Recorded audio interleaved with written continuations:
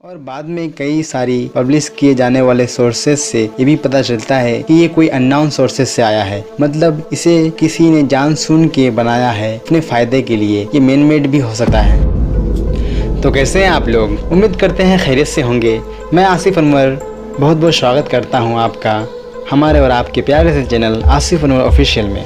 तो आज हम लोग बात करने जा रहे हैं एक बहुत ही डिमांडिंग टॉपिक, कोरोना वायरस। जी हाँ, कोरोना वायरस के बारे में आज हम आपको बताएंगे कि कैसे कोरोना वायरस की शुरुआत हुई, कैसे कैसे ये वायरस पूरी दुनिया में अपना आतंक फैलाया और इसका ओरिजिन मतलब कहाँ से पैदा हुआ और इससे जुड़ी बहुत सारी इम्पोर्टेंट बातें। और हम आपको ये भी बताएंगे कि कौन सी चीजें करके हम सेफ यानी सुरक्षित रह सकते हैं और कौन कौन सी चीजें हमारी इम्यूनिटी यानी हमारी बीमारी से लड़ने की शक्ति को बढ़ाती है यानी स्ट्रॉन्ग करती है। सारी चीजें हम डिस्कस करेंगे इस वीडियो में, तो आप इस वीडियो को लास्ट तक देखिए, आपको धीरे धीरे सब पता चल जाए। तो चलिए शुरू करते हैं। कोरोना वायरस, जिसका दूसरा नाम SARS-CoV-2 भी है और इससे हुई बीमारी को कोरोना वायरस डिजीज या कोविड-19 भी कहते हैं, जो शुरू हुआ था दिसंबर 2019 के पहले हफ्ते। और जिस जगह सबसे पहले कोरोना वायरस की खबर मिली वो है साउथ चाइना हुनान सी फूड मार्केट, जो कि वुहान में है। इस मार्केट में हर तरह की एनिमल प्रोडक्ट और हर एनिमल की मीट पाई जाती थी, जैसे सांप की मीट, कुत्ते की, चिकन, पिग और चमगादड़,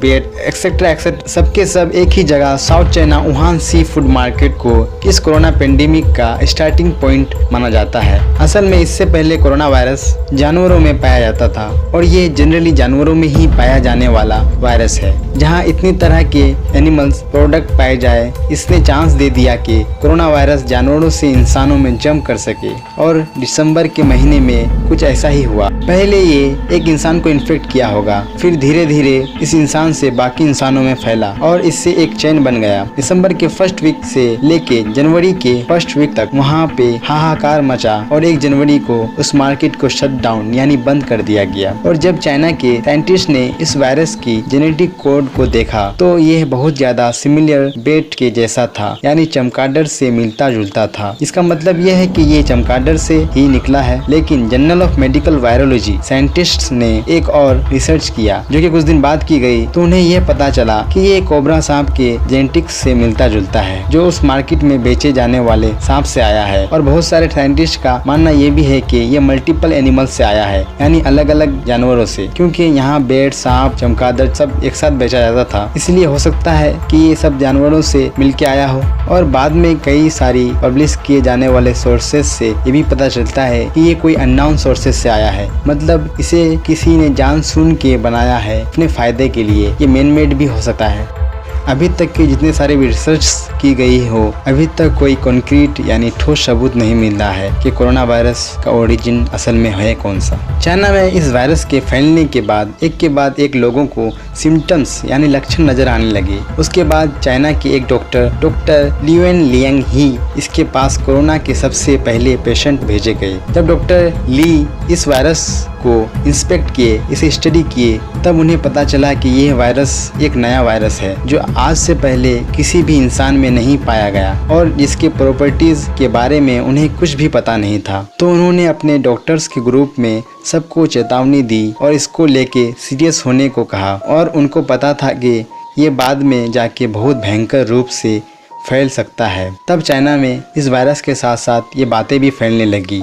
तब चाइना की गवर्नमेंट ने डॉक्टर ली को अरेस्ट कर लिया अफवाह फैलाने के जुर्म में।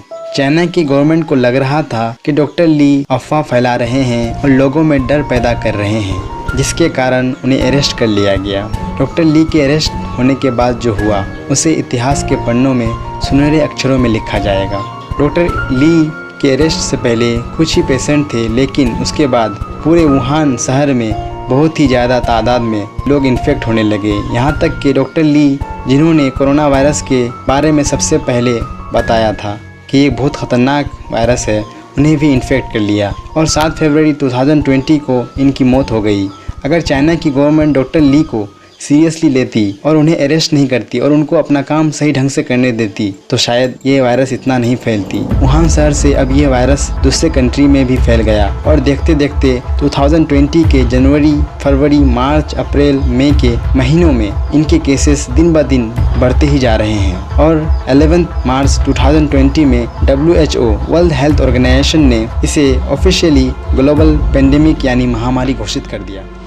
ये सब तो हो गया कि कोरोना किस तरह पैदा हुआ, कहाँ से आया और कैसे कैसे फैला। अब हम आपको ये बताएंगे कि हाउ कोरोना वायरस इन्फेक्ट, मतलब कोरोना वायरस आपको किस तरह इन्फेक्ट करता है और आपकी बॉडी इससे कैसे डिफेंड यानी बचाव करती है। सबसे पहले वायरस फ्लूइड कॉन्टेक्ट से आपकी बॉडी में जाएगी, उसके बाद वायरस लंग्स तक पहुँचेगी और फिर लंग्स के सेल्स के अंदर घुस जाएगी। और कोरोना वायरस को कोरोना इसलिए कहा जाता है क्योंकि इसके ऊपर क्राउन यानी ताज जो राजा महाराजा लोग अपने सर के ऊपर पहनते हैं, जो कि स्पाइक्स यानी नोकेदार होते हैं और ये स्पाइक्स एक चाबी की तरह काम करती है। जब वायरस आपके सेल्स के अंदर घुसना चाहता है तब वायरस के ये स्पाइक्स एक चाबी की तरह काम करती और आपके सेल्स में ये रिसेप्टर्स ताले की तरह काम करती है। जब ताले में चाबी फिट बैठती है तब वायरस अंदर घुस जाता है सेल्स के। और एक गौर करने वाली बात, हमारे इम्यून सिस्टम यानी बीमारी से लड़ने वाली सिस्टम की एक खास बात होती है कि जब भी कोई नया वायरस, बैक्टीरिया या कोई भी नया पैथोजन बॉडी के अंदर आता है तो आपकी बॉडी की कुछ सेल्स इस वायरस को रीड करके उसको डिजाइन को समझ लेती है। ठीक इसी तरह इस वायरस के स्पाइक्स के डिजाइन को भी समझ लिया और इस स्पाइक्स यानी चाबी को कवर करने के लिए कुछ एंटीबॉडीज बनाना शुरू कर देते हैं।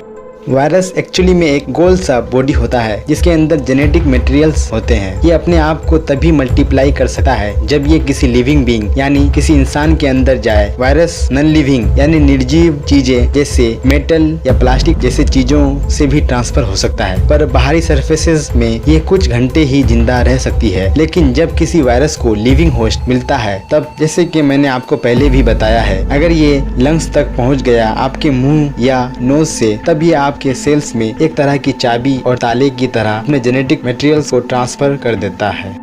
इसके बाद आपकी बॉडी में इम्यून सिस्टम इसको रीड करके इससे लड़ने के लिए तैयार हो जाता है। अगर किसी इंसान की इम्यून एवरेज या अप टू द मार्क है तो ये अपने अंदर पड़ी वायरस से लड़के इसे हरा के बॉडी से बाहर कर देता है। मगर किसी की बॉडी में इतनी स्ट्रॉन्ग इम्यूनिटी ना हो तब ये वायरस उसे इन्फेक्ट करके उससे बीमार, बहुत बीमार, यहाँ तक कि मौत तक भी ला सकता है। क्योंकि अब तक कोई एक्यूरेट वैक्सीन नहीं निकली है इस वायरस की, तो हम लोगों के पास सिर्फ एक ही ऑप्शन है और वो है अपने इम्यूनिटी को स्ट्रॉन्ग करना। जो आप कर सकते हैं, आप ग्रीन वेजिटेबल्स का ज़्यादा से ज़्यादा इस्तेमाल करें, अपने डाइट में ध्यान दें और जंक फूड से बिल्कुल ही दूर रहें। सबसे कॉमन चीज़ जो आप कर सकते हैं वो है आप ज़्यादा से ज़्यादा सिट्रस फ्रूट यानी खट्टे फल जैसे कि लेमन्स, ऑरेंज एक्सेट्रा को इस्तेमाल करें। यह साइंटिफिकली प्रूवन है, इससे विटामिन सी बढ़ता है। विटामिन सी आपके इम्यून सिस्टम में मौजूद वाइट ब्लड सेल्स WBC को बढ़ाता है और हरी सब्जियां भी बहुत बहुत इम्पोर्टेंट होती है।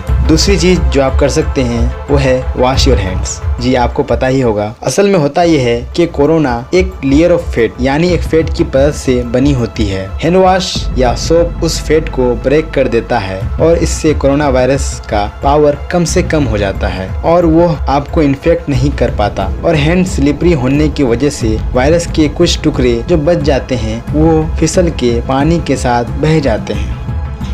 एडिक्वेट अमाउंट ऑफ स्लीप मतलब एक पर्याप्त मात्रा में नींद लें जो कि 6 से 8 घंटा हो सकती है। चौथी चीज जो आप कर सकते हो वो है सोशल डिस्टेंसिंग। जी हाँ, सोशल डिस्टेंसिंग। जितना हो सके घर से कम बाहर निकले। हो सकता है आपका इम्यून स्ट्रॉन्ग हो पर आपके साथ आने वाली वायरस जो आप बाहर जाके लेके आओगे वो आपके घर में बच्चे या बड़े बुजुर्गों को इन्फेक्ट कर सकता है जिनकी इम्यूनिटी आपकी जैसी स्ट्रॉन्ग ना हो। इसलिए आप कम से कम जब ही जरूरत हो तभी बाहर निकले, बेवजह ना निकले घर से बाहर और अपने आप को सेफ रखें, सुरक्षित रहें। उम्मीद करते हैं आपको समझ में आ गया होगा। तब तक के लिए चलते हैं।